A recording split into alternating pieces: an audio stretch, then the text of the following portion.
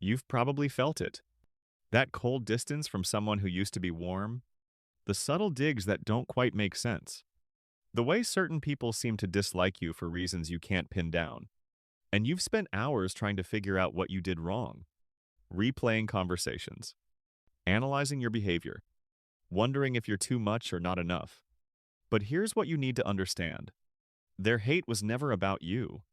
It was always about them, about what you trigger just by existing, about what you force them to see in themselves that they'd rather ignore. And once you understand the real reasons people turn against you, you'll finally stop carrying weight that was never yours to hold.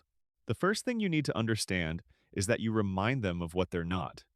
When someone looks at you, they don't just see you. They see a version of themselves they wish they were. Maybe it's your confidence. Maybe it's the way you handle stress. Maybe it's your ability to set boundaries or walk away from things that don't serve you. Whatever it is, your presence becomes a mirror. And mirrors don't lie. They show people the gap between who they are and who they want to be. And that gap is painful. It forces them to confront their own choices, their own inaction, the life they're not living. And instead of sitting with that discomfort, instead of using it as fuel to grow, they redirect it. Toward you, they convince themselves that you're the problem, that you're arrogant or fake or lucky, that there's something wrong with you. Because if they can make you the problem, they don't have to deal with the real issue, which is that they're not doing for themselves what you're doing for yourself. You're not trying to make them feel bad. You're not flaunting anything. You're just living your life. But to someone who's stuck, who's unhappy, who's avoiding their own potential, that's enough. Your existence becomes proof of their failure, and they can't handle it. So they turn their dissatisfaction into hatred. They make you the villain in a story that has nothing to do with you. And the truth is, you can't fix that. Because the problem isn't what you're doing.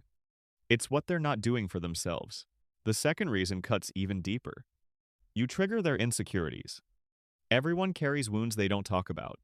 Places where they feel inadequate. Areas where they've never felt good enough. And when you show up in a way that touches those specific wounds, even accidentally, it creates a reaction. Maybe you're naturally social and they've always felt awkward in groups.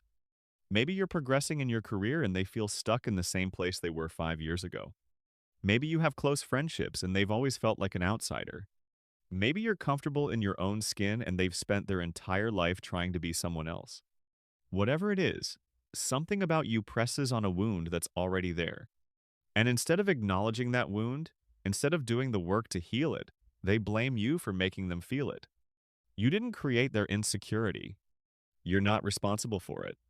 But your existence reminds them of something they hate about themselves. And that's unbearable. So they project that pain onto you.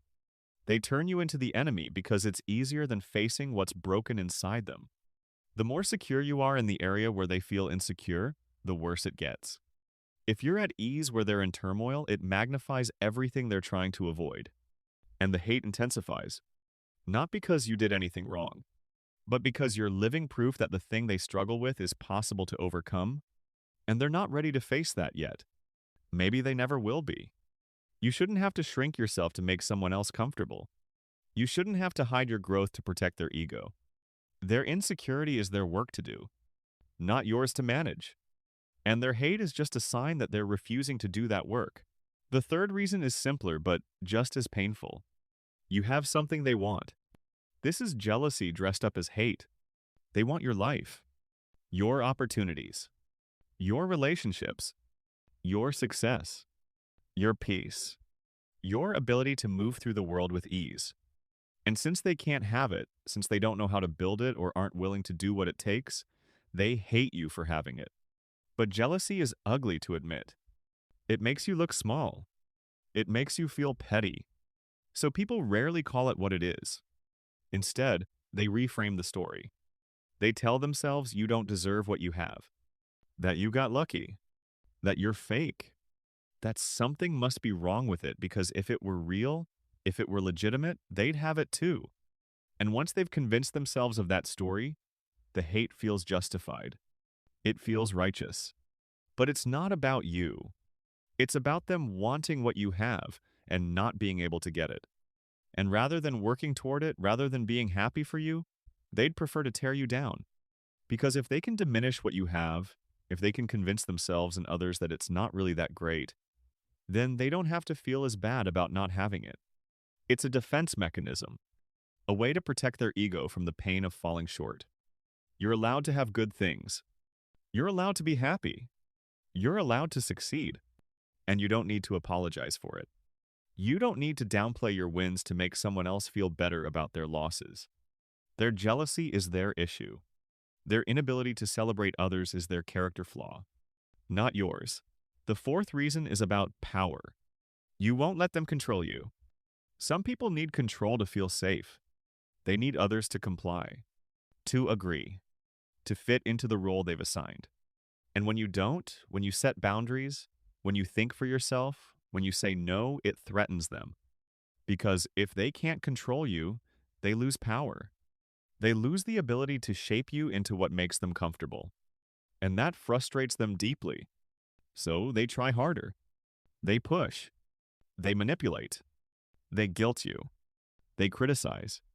They make you feel like you're being difficult or selfish or wrong. And when none of that works, when you still won't bend, the frustration turns into hate. Because you're not playing the role they need you to play. This shows up everywhere. Family members who expect you to live a certain way and can't accept that you've chosen differently. Friends who expect you to always be available and resent you when you're not. Partners who expect you to change yourself to fit their needs. Colleagues who expect you to stay small so they can feel big. And when you refuse, when you stay true to yourself, they can't handle it. Because your autonomy is a threat to their control. Your independence reminds them that they can't dictate your life. And that makes them feel powerless. Having boundaries doesn't make you wrong. Thinking for yourself doesn't make you difficult. Saying no doesn't make you selfish. You're allowed to live your own life. You're allowed to make your own choices. And people who hate you for that are showing you something important. They never cared about the real you. They only cared about the version of you they could control. The last two reasons are the hardest to accept because they're about roads not taken. You represent their lost potential. You're living a life they once imagined for themselves. You took risks they were too afraid to take. You pursued dreams they gave up on. You made choices they told themselves were impossible. And your success, your happiness, your fulfillment is proof that it was possible. Which means they could have done it too. But they didn't. And that's unbearable to face. Because it means their current situation isn't just bad luck. It's the result of choices they made, risks they didn't take, dreams they abandoned. Seeing you live out what they gave up on forces them to confront their own regret. And instead of being inspired, they resent you. Then there's the sixth reason. Your happiness threatens their misery. Miserable people often need others to be miserable too. It validates their worldview. It confirms that life is hard and people are terrible and happiness is a lie. But when you show up genuinely content, thriving, it disrupts that narrative. It suggests that maybe misery isn't inevitable. Maybe it's a choice. And that realization is too much. So they attack your happiness. They call it fake. They look for cracks. They try to bring you down because if they can prove you're not really happy, they don't have to face the possibility that happiness was available to them all along. You're allowed to be happy. You're allowed to heal. You're allowed to thrive. And their hate was never about you being wrong. It was always about you being a mirror. Stop carrying their weight. It was never yours to hold.